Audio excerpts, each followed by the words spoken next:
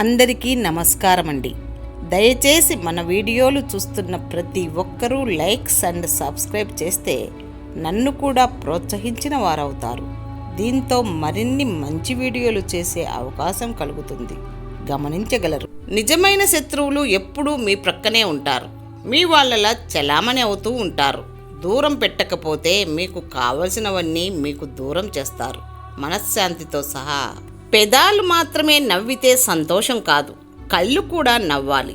మనసులో ఉన్న సంతోషమైన బాధ అయినా కనిపించేది కళ్ళల్లోనే.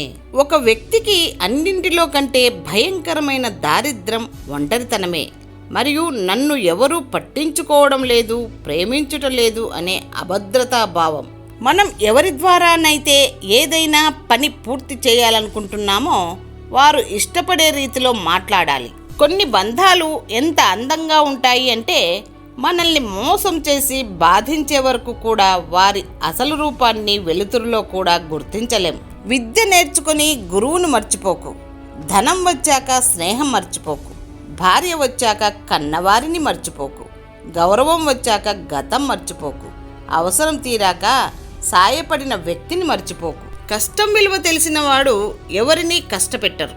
ఇష్టం విలువ తెలిసిన వారు ఎవరిని వదిలిపెట్టరు. నలుగురికి మంచి జరుగుతుంది అంటే మనం ఒక అడుగు వెనక్కి వేయడం తప్పు కాదు. మనకంటూ ఒక తోడు ఉన్నప్పుడు వచ్చే ధైర్యం ఎన్ని ఆస్తులు సంపాదించినా రాదు. ఆస్తిని కాదు, నీకంటూ ఒక వ్యక్తిని సంపాదించుకో. డబ్బును చూసి కాదు, వ్యక్తిత్వాన్ని చూసి గౌరవించు. అందం చూసి కాదు, అందమైన మనసును చూసి ప్రేమించు. ఒక లక్ష్యాన్ని ఏర్పరచుకోండి, దాన్నే మీ జీవిత లక్ష్యం చేసుకోండి. దాన్నే ధ్యానించండి, దాన్నే కలగనండి, దాన్నే శ్వాసించండి. ఇదే విజయానికి మార్గం. భగవంతునికి నీవు ఎంత దూరంలో ఉంటే భగవంతుడు నీకు అంతే దూరంలో ఉంటాడు. సునకాన్ని తెచ్చి సింహాసనం మీద కూర్చోబెట్టినా దాని బుద్ధి మారదు. రాజు ఎక్కడ ఉన్నా రాజసం పోదు. సమాజంలో కొందరు అందరి దృష్టిలో మంచివాడిగా ఉండటానికి ఎన్ని కవరింగులు చేసినా వాళ్ళ ప్రవర్తన ఏదో ఒకరోజు వాళ్ళను అందరి ముందు దోషిగా నిలబెడుతుంది. మనిషి తత్వం ఎంత విచిత్రం అంటే డబ్బు సంపాదించినంత కాలం తనను ఆప్యాయంగానే చూస్తారు. సంపాదన ఆగిపోగానే పురుగు కన్నా హీనంగా చూస్తారు. అందుకే పెద్దలు అన్నారు, ధనం మూలం ఇదం జగత్ అని. ఎప్పుడు గెలుపు చెప్పట్లే కాదు, ఓటమి నిశ్శబ్దాలన్నీ కూడా అనుభవించాలి. ఎందుకంటే ఇది దేవుడు ఆడించే ఆట. ఆయనకు ఇష్టం వచ్చినట్లు ఆడాలి. మనకు ఇష్టం లేకపోయినా నచ్చని వాళ్ళ గురించి మాట్లాడవద్దు. ఇష్టం లేని వాళ్ళ గురించి ఆలోచించవద్దు. పట్టించుకోని వాళ్లను పలకరించవద్దు. చులకనగా చూసే వాళ్ళ వైపు ఆశగా చూడవద్దు. అప్పుడే జీవితం ప్రశాంతంగా సాగుతుంది. ప్రతి మనిషిలో ఏదో ఒక లోటు ఉంటుంది. కుదిరితే పూడ్చుకోవాలి, లేకపోతే ఓర్చుకోవాలి. అంతేకాని మానసికంగా కృంగిపోకూడదు. ఆకాశం నల్లగా మారితేనే చుక్కలు కనపడినట్లు జీవితంలో కష్టాలు వస్తేనే సుఖాల విలువ తెలుస్తుంది.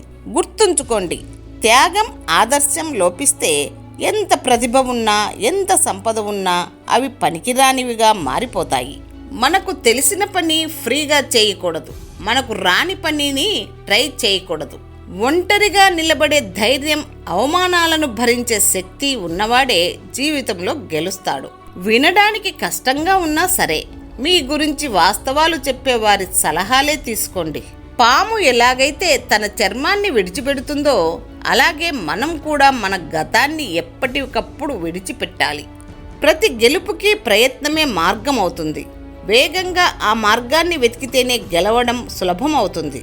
విశ్వాసం లేని వాడితో బిజినెస్, టైం లేని వాడితో ఫ్రెండ్షిప్ ఎంతకాలము ఉన్నా వ్యర్థమే. శాంతం లేని వాడికి సుఖం లేదు. కోపం ఉన్నవాడికి ఆదరణ లేదు. ఆకలితో ఉన్నవాడికి మార్గం అనేది లేదు. భార్య తోడు లేకపోతే భర్తకు విలువ లేదు.